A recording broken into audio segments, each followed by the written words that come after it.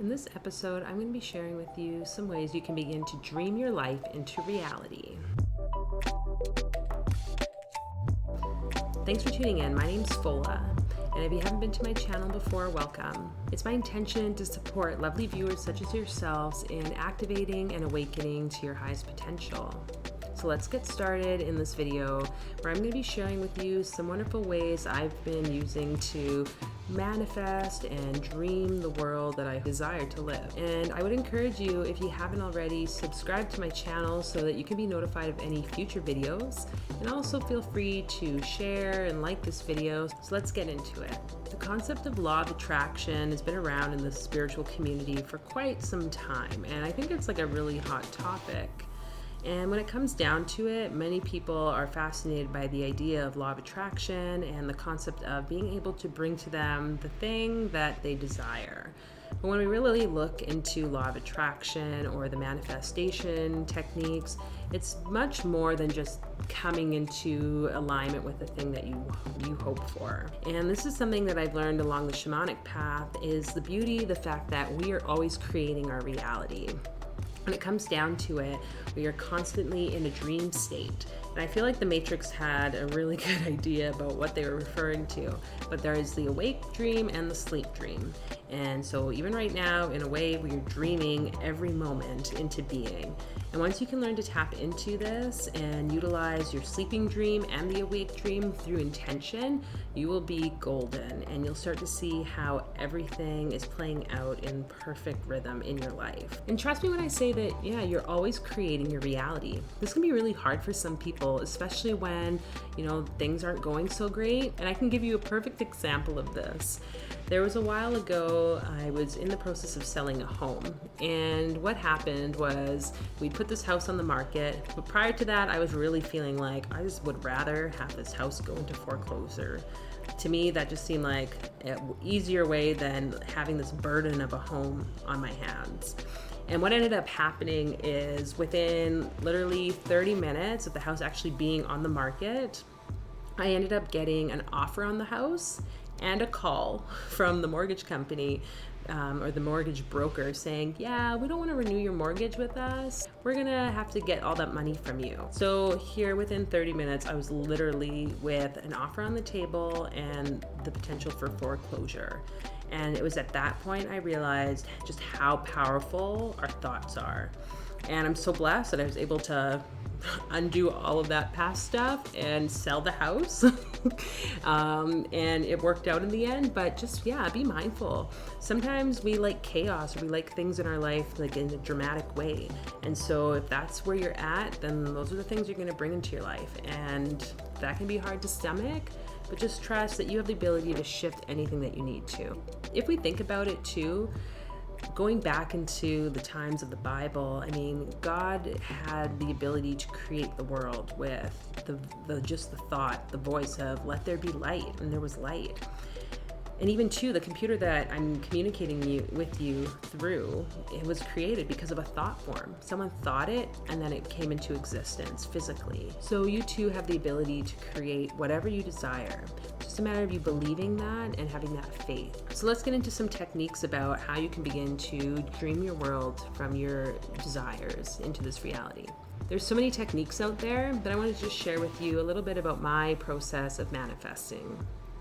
First off, it's really important that you get clear on the thing that you want. What is it that you truly desire? That thing that makes you feel that joy, that excitement, maybe that little burst of energy internally. Those are the things that you want to go for. The beauty of really doing this manifestation process on the things that you really truly feel good about is you're going to be able to tap into the energy of it, because that's really what we're talking about here is energy. Say that thing you desire is vibrating at this energetic level, and maybe you're over here right now. Really, it's about you getting up to the same energetic vibration as that item. And this goes into like quantum mechanics, but really it's then we're able to basically align with that thing that we desire and it'll become more in the physical reality. So if you're not sure what it is that you desire, I would just say start asking. Just ask yourself, okay, what is it that really makes me happy, that really I would like to see come about in my life? Write it down, journal about it, just get clear on it, because there's so many things that we feel like we want, but it's not really us, maybe it's someone else. So getting clear on that's going to help you first off. And there's probably a lot of things that you've experienced in life that are not the things that you want.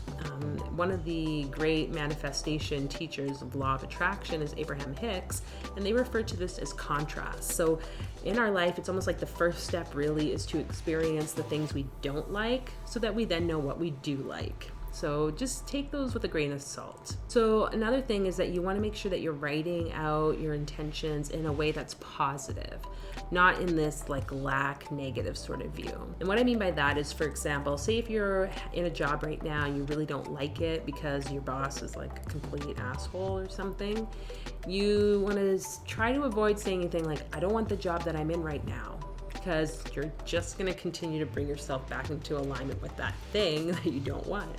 Instead, what you want to do is say, I would really like a job where I have the freedom of my time, the autonomy to work independently, and I get along with my boss. Because what's going to happen once you switch the language is you're going to switch the vibration. Like you can even feel it already just from me saying it.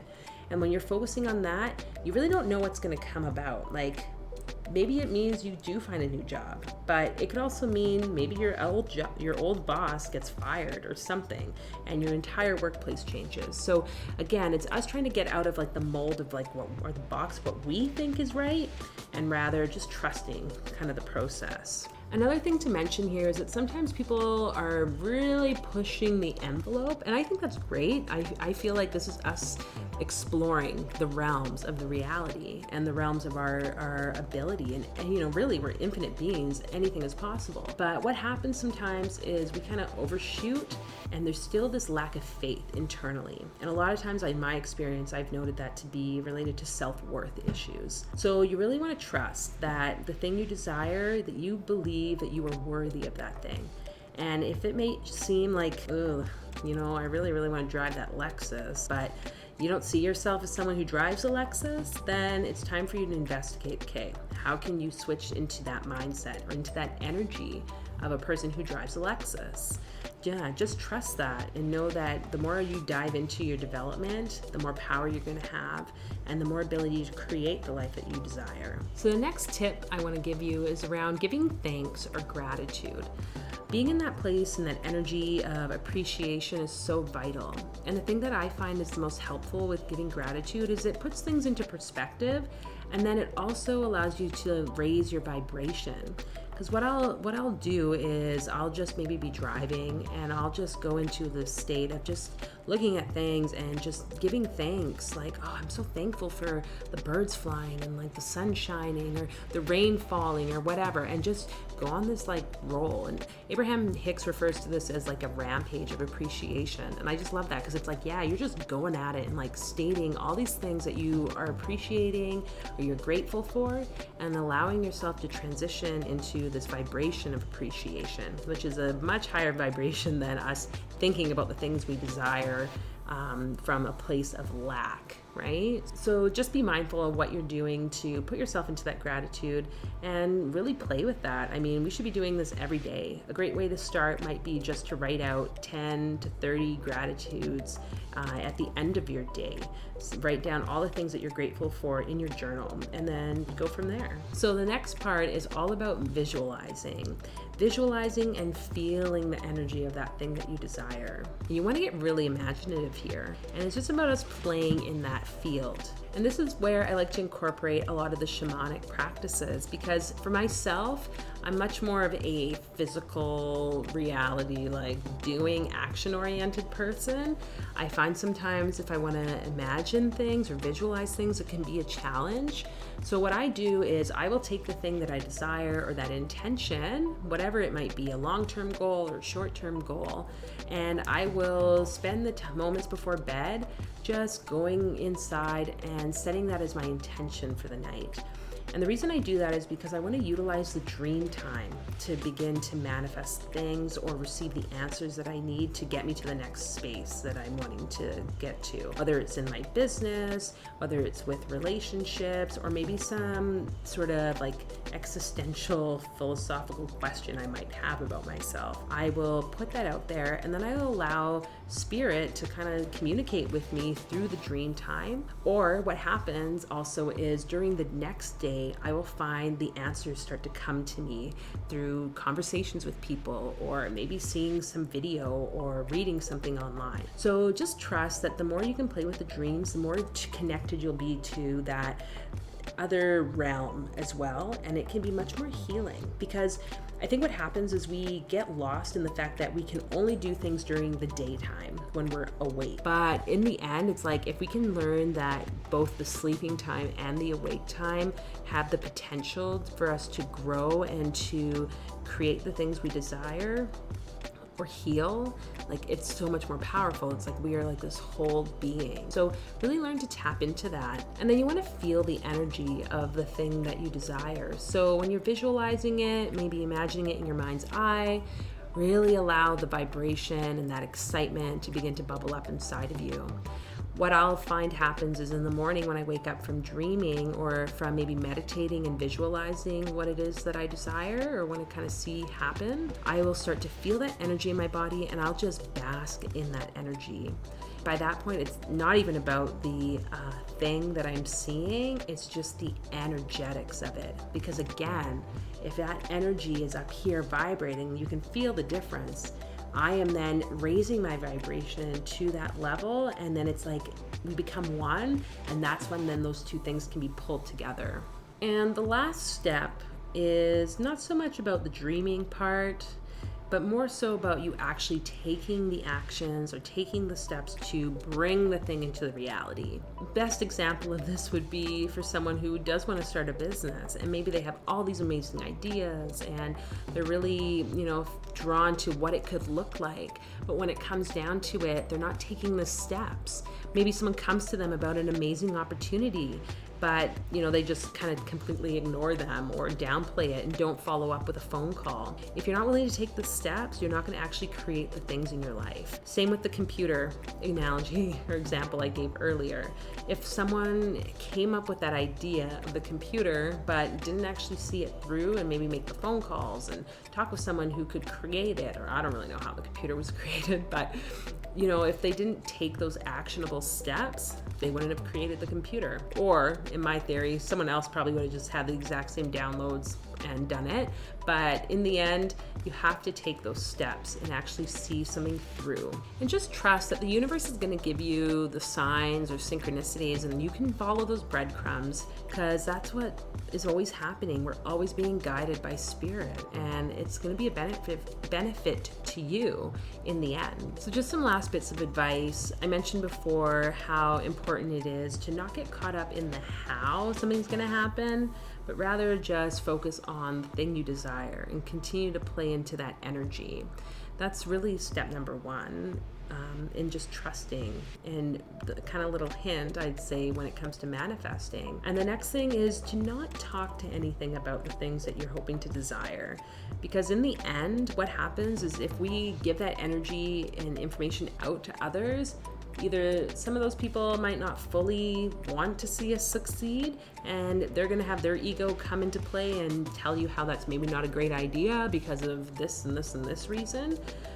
You really want to just keep the energy contained into your little space and really just trust that it's going to come to fruition. And having that faith, once it's manifested, great. You talk to whoever you want to about it.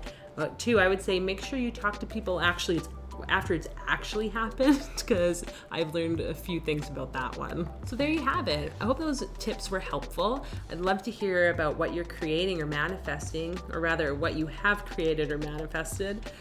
If you need support in doing anything like this too, reach out. I'd love to give some tips and tricks on things that can help really add energy to what it is that you're creating in your life, because there's so many other tools that we have access to that we just don't really tap into. And that's going to really help shift your life into that place of power. So there you have it. I hope those tips are really helpful for you. And before we go, I wanted to pull a card, just because that's what we're going to be doing on this channel, just to see something for anyone who's watching as a little bit of an encouragement and how they can begin to dream more of their life and their desires into the reality.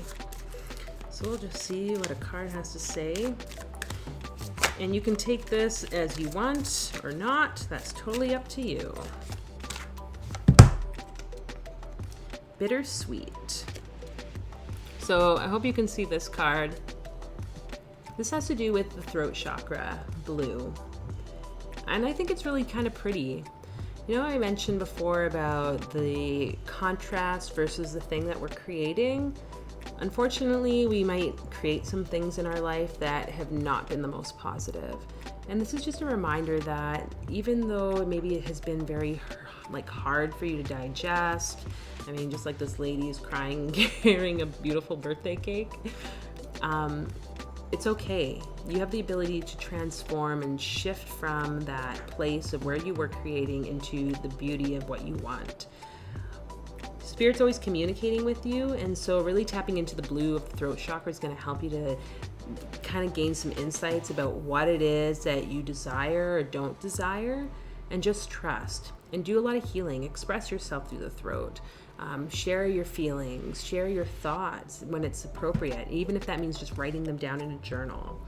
But just trust that the more that you focus on that communication between yourself, the divine, your higher self, the more insights you're going to get on what it is you need to bring into this reality. Because I'm still on the fence of, is it fully us that's creating the reality, or is it like that whole predetermined sort of view that we're just on this path that Spirit has us on and we really have no choice?